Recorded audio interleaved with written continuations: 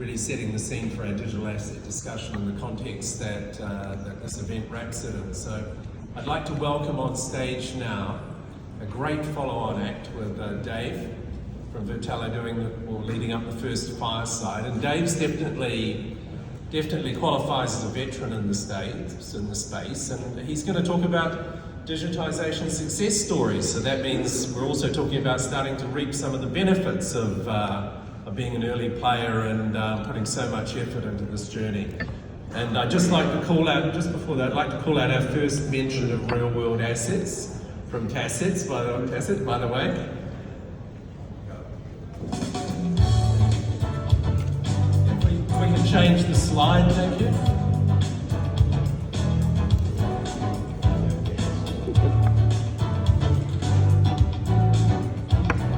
Not quite the right one.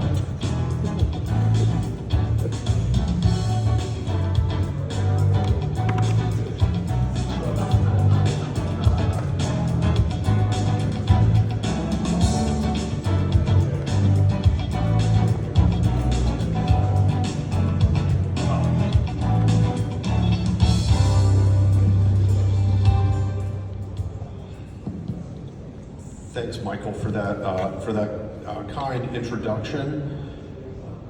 Before we start this session, which is called Digitization success stories, we tussled over this for days, whether it would be called digitization success stories or tokenization success stories or real world asset success stories, and so we just went back to digitization, so we didn't want to get in trouble up here. And but I'm really excited about introducing you to a great friend and partner today, Yuki Utsumi from Sumitomo Mitsui Finance and Leasing. I believe that this conversation is a fantastic follow-on to the outstanding panel, which you should give a round of applause, by the way, for the previous panel. I thought that was a really in-depth start. So, yeah, because that was a great setup for the rest of the day. So again, my name is Dave Hendricks. I'm the CEO and co-founder of Vertalo. We're a digital transfer agent and tokenization platform headquartered in Austin, Texas. We've been doing this for a long time. We founded the company in 2017. We've issued 70 tokenized so-called real-world assets, 350 digital dematerialized assets, 100 clients around the world building an open ecosystem and API-first platform that is can be installed on your infrastructure or run on our infrastructure. So we believe deeply in the values shared by the previous panel about open systems that are interoperable and the avoidance of walled gardens. Now, enough about me and Vertalo, more now about Yuki Utsumi and Sumitomo Mitsui Finance and Leasing. So, Yuki, you're called a black belt. Could you give us your story and tell us a little bit about Sumitomo Mitsui Finance and Leasing, your journey, and there's so much to share. Yes, thank you, Dave. Hi everyone. My name is Yuki Utsumi. I'm from Sumitomo Mitsui Financial Leasing company in Japan. To start with, let me talk a little bit about myself and my career trajectory. I've been working for technology companies for nearly 20 years, and then started my career at the Sony Corporation in Japan. When I started Sony, the company was operating computer business under the brand name of Vio. I took several roles there, and strategy planning and leading the partnership between Microsoft and Sony for Windows products. Then I moved to another Japanese technology firm and helping them to start up their New York office for 3 years until I joined Amazon in 2017. In 2017, I joined the Amazon Payments team, and I was a senior program manager for Amazon's payment products. And last year, 2022, I joined SMFL. Your experience echoes so much of what I've seen in my journey over the last several years. We've got people from traditional finance who were super interested in crypto, but they couldn't figure out how to implement that at their firms. And then what we see is an influx of amazing technologists with experience in consumer enterprise coming into the space because of the technology challenges and opportunities. And when you were approached by Sumitomo Mitsui Finance and Leasing, what did you find when you got there? It's, because this is a 400-plus-year-old corporation. If you're not familiar with Sumitomo Mitsui, I recommend you watching it. It's an alpha innovator that has always been a little bit ahead of the market. Yeah, so I didn't know about the SMFL, Sumitomo Mitsui Financial Leasing Company, but I was referred to that company by an agent. But I knew the Sumitomo Mitsui, which is one of the top 3 mega banking groups in Japan. The brand name is somewhat well known, but that's not the reason that I joined SMFL. I found the SMFL's company vision really fascinating for financial institution. That it actually, SMFL would become a digitally advanced company to innovate the way we operate using digital technology. So SMFL is pretty serious about changing the way we work using digital technology, and so that we are actually hiring someone who can drive projects to create the digital solutions, like software development engineers and project managers, although it's a financial institution. It's because senior leaders at SMFL believes that the company has to change the way to work. It's not just a digitizing piece of work, but to transform the way we work. So what we call it as a digital transformation. And so Sumitomo Mitsui has this DX mindset, right? Because I think you'll see this with among many institutions, something they call DX. And so in what form, what's the concrete form that digital transformation has taken shape at SMFL? Where are you applying, like concretely applying this? And how does it fit into, distributed ledger and, digitization and all the things that we're talking about today? Yeah, that's a great question, Dave. Actually, the reason why Sumitomo Mitsui Financing Leasing Company is pushing digital transformation is that it's partly because SMFL being a leasing company, holding large set of the hardware and also the enterprise level assets. So our operating assets includes the industrial machinery and medical equipment and transportation equipment such as in aircraft and ships. So that is the hardware. And it's not easy to keep a good source of records that where all these enterprise physical assets are being used and which enterprises are using and how many years and so forth. So it's always a huge burden and requires a massive work, administrative work needs to be done by SMFL employees. And then previously, all these works are done manually. So, for example, in Japan, there is a certain regulations that all these proof of, and also the leasing contract has to be submitted in paper document. Then people, prepares all these, paper docs and then circulated, by postal services and even, put the, stamps on the paper docs. Honeycomb, right? Yes, so, which requires a significant amount of human resources.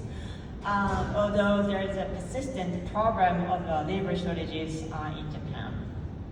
To that situation, SMFL senior leadership team had a great sense of urgency, and then they believe that we have to change the way we operate. So that's why SMFL is pretty serious about all these transformation initiatives.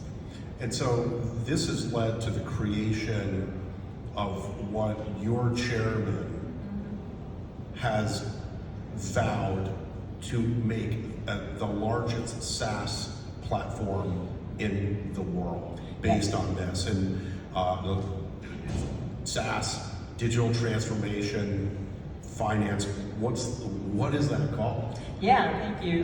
So under our digital transformation initiative, there are we have a in-house development team, engineers and developers, and we've already developed and made several digital solutions, including the Asset Force cloud software service. So Asset Force is a cloud software that helps enterprise workers to keep a good record of physical assets and enterprise level assets. So like, as I mentioned earlier, who are using and how many years, and when all these equipments are renovated or repaired and so forth. So essentially, that software is made to help SMFL employees for enhancing work efficiencies. However, the digital technology team at SMFL found that so this software can actually be used by many other enterprises, and then so why don't we start selling as a product, so SaaS product. So 2 years ago, we started selling Asset Force cloud software, and then it's still just only offered to Japanese enterprises. But we're glad that 50 companies are actively using that software, and then some of them are tenant customers even say that their work hours, stock counting, can be cut by 90%. So we're glad that our digital solution is actually valid in other enterprises too. I mean, that's a really great way to go. So you created a platform for asset management called Asset Force. Yes. For your own $50 billion finance and leasing business, and then turn that into a product available for other parties as something you can download and run, right? Which is great. So what are the technological, how did you, now let's tie this to distributed ledger and tokenization. So where does that come into play here with Sumitomo Mitsui Finance and Leasing and its Asset Force platform? Yeah, so as a part of our improvement effort, we've been researching the best ways or better solutions or technologies to keep the good source of records again of our enterprise level assets. So during our research, we found that blockchain technology and also distribution ledger technology is a great solution to keep the important source of our assets. And also, in addition, we're thinking that potentially we can amplify the value of assets through tokenization of our assets. Then on top of that, we found Vertalo, and being a great enabler of all these, digital asset ecosystems, and with your proprietary, API, and also being a transfer agent, and have a tokenization, expertise. So we actually have started our future product development in conjunction with the Vertalo team, and then I'm so grateful to Dave, to you and your team for extending your support to the our joint project. It's been great for us to work with you. So thank you very much for the partnership. I really liked some of the comments that that the last panel brought up, and I wanted to get your thoughts about the various asset classes. So how do you look at this? Do you look at this as a fixed income approach? You've got like kind of asset traceability as well in here, and the benefits are what, things like operational efficiency, reduced settlement time, improved reconciliation. What other benefits do you see for Sumitomo Mitsui and for your clients from the use of distributed ledger technology in managing assets? Yeah, so it's critically important for us to have the good golden source of our records, and having the transparency and the traceability of our assets. But on top of that, we're thinking we have to go to the next level. That is to again amplify the value of our assets, and possibly liquidate and through tokenization. So for those who are paying close attention, who are on the liquidity side of the equation, we would love to talk to you and have you meet with Yuki here. She's here for the next couple of days. The open ecosystem is extremely important to our industry.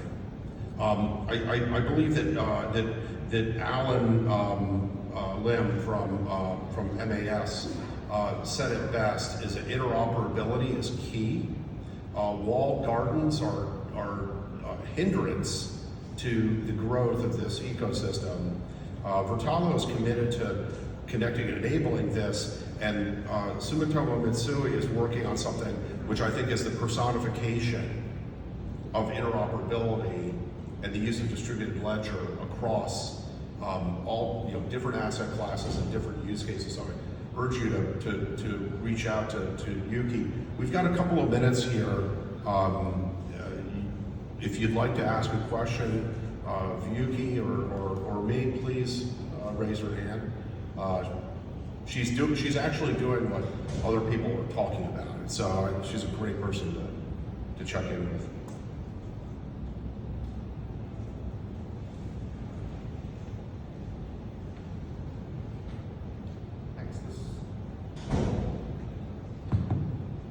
Thanks. This is more a warmer question till you get a better one. Let's say you've deployed and you've got an entire network running, let's say version 1.0. How do you upgrade it? How do you get to version 1.1? Because essentially you've got a huge set of maybe different companies. You said you've got about 50 companies. It's a very generic question, so it's not a specific answer. How do you manage the change management of getting the next version of software or the asset tokenization? How do you stop when this asset token is no longer supported on the next version, or my asset has disappeared? It's a very generic question. So the question is, you can deliver a fantastic version 1.0. How do you then stop it from working with each other when you try and partially upgrade parts of the network and so on? Well, so I'll answer that. So our system, Vertalo is agnostic to all Turing complete smart contract chains, etc., L1s, L2s, and lock-in is something that everyone should be very leery about. There are not a lot of standards today, in the market. People call them standards, but there's not standards. We don't have an SMTP, and we don't have a TCP/IP in our industry. Okay, if you don't know what those two terms are, go check them out. But we're not there yet. So we have to get to the point where this proprietary nature of things is no longer a thing. We architected to be open source and non-proprietary at Vertalo. We expect to work with all of our friends here, our friends at Tokeny, our friends at Archax, our friends at Onera, etc. If these systems don't interoperate, if they're walled gardens, then we all have problems. That's not a Vertalo problem. I think it's an industry problem, but this room can solve a lot of this, but you must look at history, okay? And think about how standards have accelerated adoption. Proprietary things hinder and create friction. So we have to be careful about that. So we've run out of time, but I'd like to thank you, Yuki, for coming from Japan and sharing your story. Thank you so much. And thank you all for your attention, and hope to chat with you for the next couple of days. See you. Thank you very much, Yuki. We really greatly appreciate your coming to Singapore, as Dave just